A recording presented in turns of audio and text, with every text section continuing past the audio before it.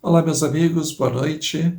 Meu nome é Jefferson Belomo e mais uma vez é um prazer estar com vocês neste momento que a gente está fazendo muita live, muita palestra virtual em virtude da pandemia que nós estamos vivendo de Covid-19 em 2020. E o assunto que eu gostaria de tratar com vocês na noite de hoje é a respeito da hora da despedida, que tem um assunto que tem abordado aí, tem chegado em tantas famílias nesse momento complicado, onde tantos estão se despedindo de familiares e despedidas às vezes muito tristes por conta da situação. Não poder ter um velório, não poder estar presente no momento do falecimento com a pessoa a quem se ama. Então, o tema de hoje é para a gente abordar com um pouquinho mais de carinho toda essa situação que a gente está vivendo.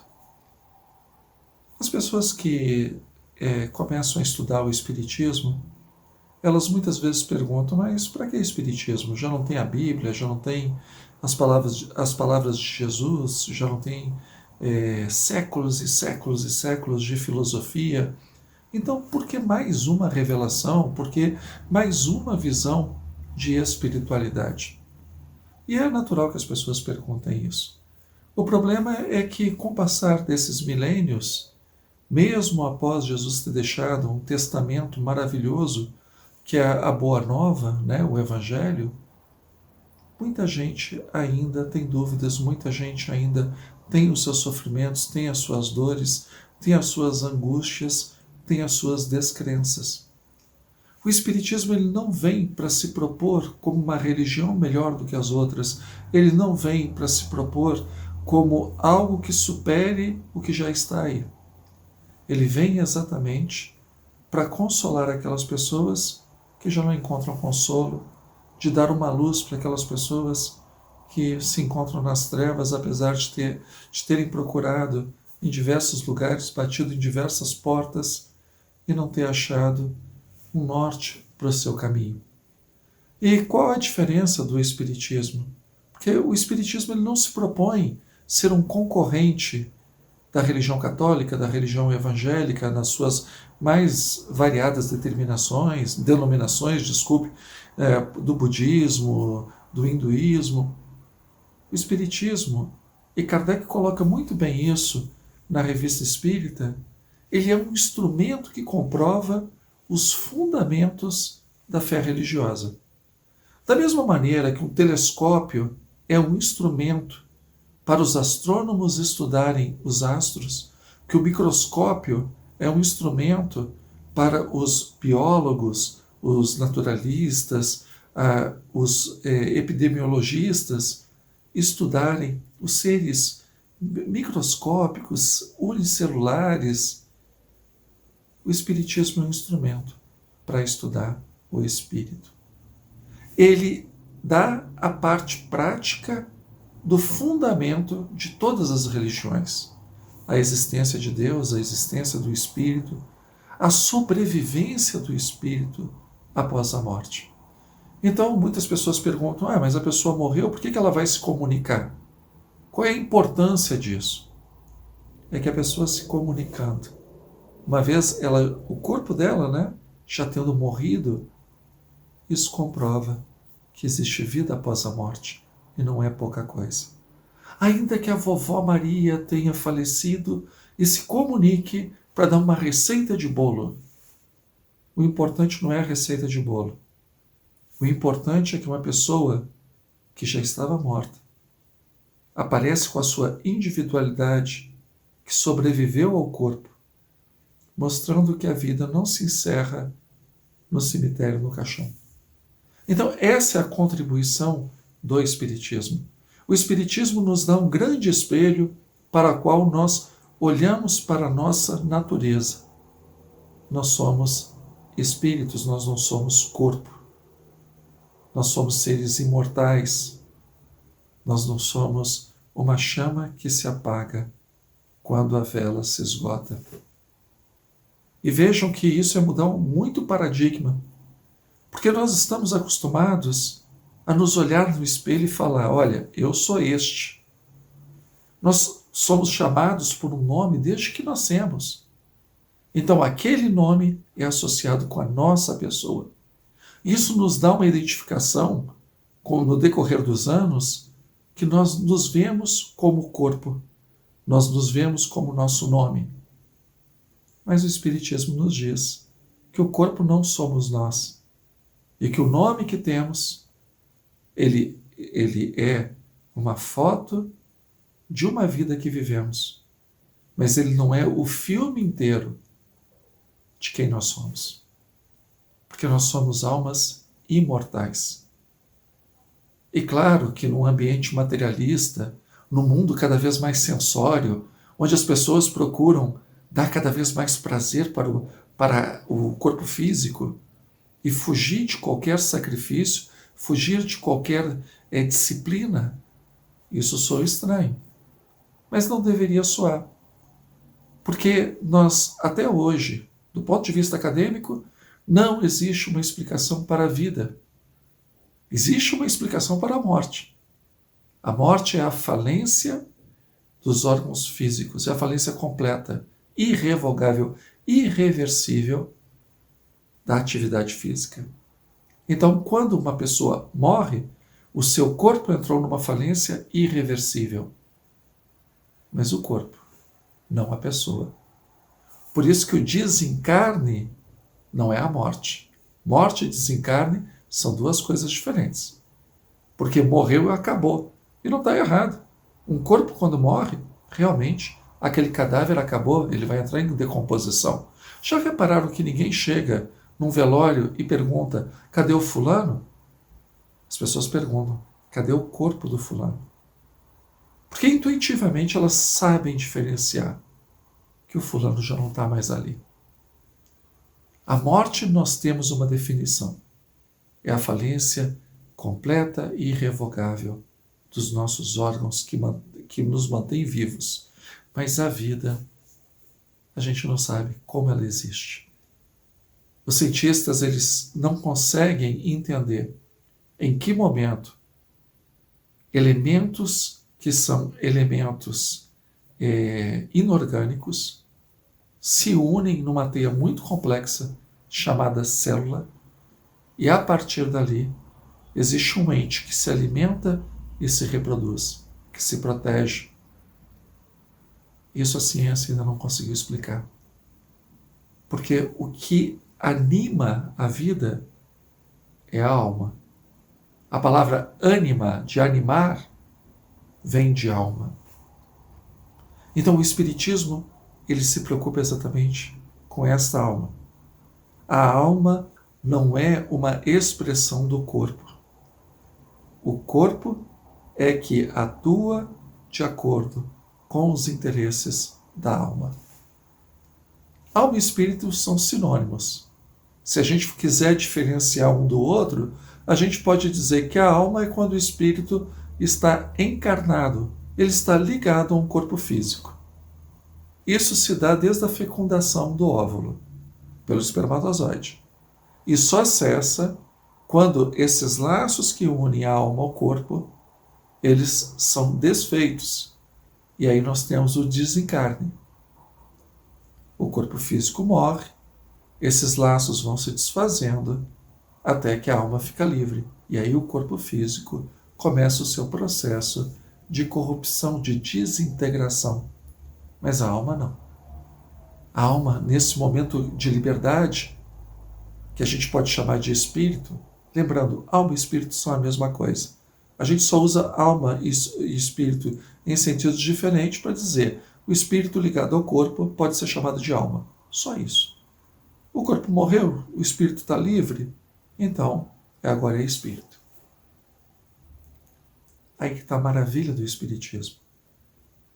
Ele mostra, através da manifestação daqueles que já foram homens e mulheres, que a gente é imortal. O corpo fica no cemitério. A gente prossegue. Nesse sentido, o Espiritismo, ele é o verdadeiro consolador prometido. Porque não tem nada mais terrível, assustador, desesperançoso, que dá pesadelos, do que a morte. Tudo que você é, tudo que você sonha, tudo que você deseja, as pessoas que você ama, a morte é como se fosse um buraco negro que desaparece com tudo isso. Então, o ser humano, independente do que ele acredita, do que ele deixa de acreditar, ele tem um pavor natural, instintivo da morte. Porque ele tem um instinto de sobrevivência. O Espiritismo não cultua a morte. Nenhum espírita quer acelerar o seu momento de desencarne e de despedida da Terra. O Espiritismo compreende a morte como um fenômeno natural de quem está vivo. Só morre quem está vivo. E todos que estão vivos vão morrer. Porque a vida é dinâmica, a vida não para. A vida é uma sequência. Os corpos se transformam, desde as subpartículas atômicas até os grandes corpos celestes. Eles estão em constante transformação, porque são matéria. Então, a desagregação, a agregação da matéria é o fenômeno da vida, é o fenômeno natural. Então, morrer faz parte da vida. Mas nós, enquanto espíritos, nós não somos afetados pela morte. Os nossos sentimentos, os nossos pensamentos, os nossos desejos, os nossos sonhos, as nossas virtudes, os nossos vícios, nada disso é afetado pela morte. Porque nós continuamos. A Maria, quando morre, o corpo dela morre. A Maria desencarna, mas o corpo morre. A Maria, quando morre, ela não deixou de ser a Maria. O João, quando morre, ele não deixa de ser o João. Só que agora é uma Maria na sua condição espiritual, é o João na sua condição espiritual, com os mesmos desejos, os mesmos sonhos, a mesma visão de mundo. A morte não faz nenhum milagre. A diferença para nós que permanecemos na carne é que agora os nossos olhos não enxergam mais essa pessoa. O nosso ouvido não ouve mais a voz. Nós não conseguimos mais tocar. Porque a pessoa se encontra numa outra dimensão. A nossa dimensão é uma dimensão física, material. Essa pessoa agora, ela permanece existindo, mas na dimensão espiritual. Então são dimensões diferentes. Em que momento nós conseguimos ter contato direto com essas pessoas? Quando nós dormimos, que aí os laços que nos prendem ao corpo, eles ficam mais flexíveis, continuamos ligados ao corpo. Somos almas encarnadas, continuamos ligados ao corpo. Aí, quando nós dormimos, o corpo descansa, o corpo físico, e a alma se emancipa. E quando ela encontra com esses que já nos antecederam, né, as pessoas que o corpo já morreu, nós podemos conversar de espírito para espírito. Aí sim, um espírito pode abraçar o outro. Um espírito pode sentir o cheiro do outro. Um espírito pode beijar o outro, pode conversar com o outro. E quando nós retornamos, aí nós tivemos a sensação, aquele sonho de que estivemos com a pessoa, que é tão importante para nós. Claro que às vezes é um sonho confuso, porque o nosso cérebro físico, que faz as sinapses, ele não participou dessa experiência. Lembre-se, o corpo físico estava dormindo. Então, as experiências ficaram gravadas no nosso espírito. Nem sempre o cérebro físico consegue traduzir isso. A gente lembra que teve um sonho agradável. Agora, que sonho? O cérebro não consegue lembrar, ele não participou dessa experiência. Às vezes lembra flashes, ou às vezes sonhos confusos. Mas a nossa alma sabe, e isso nos dá um acalento muito grande, que nós tivemos com quem nós amamos. Porque são almas e nós somos almas. O WhatsApp, a rede social das almas, é o pensamento. Então, pelo pensamento, nós nos ligamos a quem nós amamos. Não existe distância, Mesmo a morte, ela não separa nós de quem nós pensamos. Porque quem pensa não é o cérebro. O cérebro recebe o comando do espírito para pensar. Tanto que existem situações clinicamente comprovadas de pessoas que com o eletroencefalograma e com aparelho de ressonância magnética, sem pulsação, contam experiências reais que são atestadas na sala pela equipe que estava na sala de cirurgia, enquanto que aquela pessoa estava clinicamente morta. Então quem pensa não é o cérebro. Quem pensa é o espírito. O cérebro é só o instrumento pelo qual o espírito se manifesta. Por isso que o nosso WhatsApp com quem nós amamos é o nosso pensamento. Daí a beleza do espiritismo, ele consola. Ele consola bastante, porque nós não estamos separados de quem nós amamos. Nós não estamos distantes. Nós, como espíritas, podemos sentir saudade. E saudade é do ser humano. Chore, sofra de saudade. Faz bem. Mas desespero não. Desespero é não ter esperança. Uma pessoa sem esperança não tem um destino. Uma pessoa sem esperança, ela tem uma punição. É uma vida impossível de ser vivida. A nossa esperança não. A nossa esperança é que um dia estaremos definitivamente ligados às pessoas que amamos, quando chegar a hora certa. Então, uma mãe quando perde um filho, um esposo quando perde uma esposa, um filho quando perde os seus pais, ele nunca está longe de quem ele ama. Jamais. Temos que tomar cuidado também que existem outros vínculos que não são só o amor. Existem outros vínculos com as pessoas que já foram, que são os vínculos de ódio, de mágoa, os vínculos de tristeza. Daí a importância, lembram do WhatsApp? A importância da disciplina mental, do que nós pensamos para essas pessoas que já se foram. Porque, pensem, quando a gente, por exemplo, perde um carro no estacionamento de um grande shopping, é complicado. Porque você chega aonde você acha que deixou o carro e não encontra. Bate um desespero, roubaram meu carro. Agora, se isso é com o carro, que hoje a gente tem, amanhã a gente não tem, trocou, imaginem, você acordar sabendo que não tem mais seu corpo físico. É bem pior do que não achar o carro no estacionamento do shopping. A maioria das pessoas não é espiritualizada. As pessoas podem ser religiosas, mas via de regra não são espiritualizadas. Espiritualizado é entender e viver como espírito. Religioso significa frequentar um templo e seguir certos dogmas, certas crenças. Nem todo mundo que é religioso é espiritualizado, nem todo mundo que é espiritualizado é religioso. Pessoas espiritualizadas, essa transição entre estar encarnado e desencarnar é uma transição mais rápida. Pessoas que não são espiritualizadas, como todos os seus valores, todos os seus interesses, eles estavam no corpo físico, na matéria. Do outro lado não tem matéria, não tem corpo físico, não tem trabalho, não tem boleto, não tem carro, não tem casa.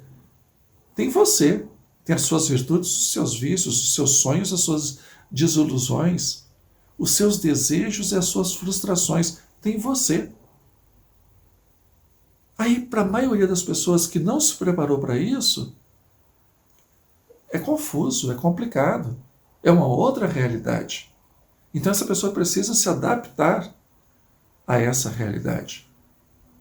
E como nós que aqui ficamos podemos ajudar essa pessoa? O telefone que nós temos para conversar com essas pessoas é o pensamento. Então quando nós pensamos nessas pessoas, nós damos um tônico, nós damos força, nós damos energia para que esse momento de perturbação seja o menor possível. Então, tem algum problema eu pensar em quem já foi? De jeito nenhum. O problema está em pensar coisas negativas. Porque o que essa pessoa pode fazer? Ela não vai levantar do cemitério para vir resolver os teus problemas. Pelo contrário, ela está no mundo espiritual. Ela está preocupada com quem ficou aqui na Terra, natural. E ela não tem o que fazer. E aí a gente ainda fica falando da nossa solidão, dos nossos problemas, das nossas dores. O que isso vai colaborar? Imagina se fossem duas pessoas morando em países diferentes. E agora, por exemplo, numa situação de pandemia, com limitação de voos. E a pessoa, um ligasse para o outro, só para falar o quanto está triste, o quanto está solitário, o quanto está deprimido. E a pessoa sem poder fazer nada, porque não pode voltar para o Brasil, por exemplo. O que isso ajuda? O que isso nos fortalece? Tem um seriado chamado For All Mankind, se eu não me engano, que é a história de astronautas da NASA. E um desses astronautas ficou sozinho na Lua, no módulo na Lua. E na Terra, o filho dele andando de bicicleta na rua foi atropelado. Morreu, faleceu. E a esposa desse astronauta, toda vez que conversava com ele por videoconferência, dizia que a criança estava ótima, que estava bem, que tinha saudades, mas que não podia ir na videoconferência porque estava em época de prova, porque não tinha se comportado bem, estava de castigo. Porque a esposa disse, mas ele está na Lua, o que ele vai fazer? Se eu der essa notícia, ele está sozinho lá, ele não tem como voltar agora. O que vai ajudar? Deixa para conversar quando estiver na Terra. Isso porque o cara está na Lua, porque ele volta. E quando a pessoa está desencarnada? E a gente só despejando o problema. É justo? É bom? Auxilia? Traz algum conforto? Como diz o pessoal mais novo, não é legal. Então, o que a gente pode fazer é muito o contrário. A gente pode fazer que essa pessoa vá em paz, que ela tenha sossego, que ela tenha tranquilidade. Isso a gente pode fazer. Isso a gente pode auxiliar. A gente pode tratar bem aqueles que ficaram, como uma forma de dar sossego a quem se foi. Porque às vezes numa família morre um filho, os pais ficam completamente negligentes aos outros filhos que ficaram. Que ficam órfãos de pais vivos, porque não recebem atenção. Ou o marido deixa de dar atenção à mulher, a mulher deixa de dar atenção ao marido, esquecendo que o filho era comum aos dois. Que a dor de um é igual à dor do outro, porque perdeu uma pessoa muito querida. Ou um pai ou uma mãe que perde o seu cônjuge, esquece também que tem ali os filhos, às vezes os pais, né, da pessoa que se foi, precisando de uma palavra de carinho, precisando de uma sustentação. Não sejamos egoístas. Saibamos transformar a dor numa coisa positiva. Isso vale para quem acredita e para quem não acredita em vida após a morte. A minha sogra, ela desencarnou com um pouquinho mais de 90 anos. E no seu desencarne, uma senhora que teve muitos filhos, ela e meu sogro tiveram muitos filhos, e por consequência, muitos netos.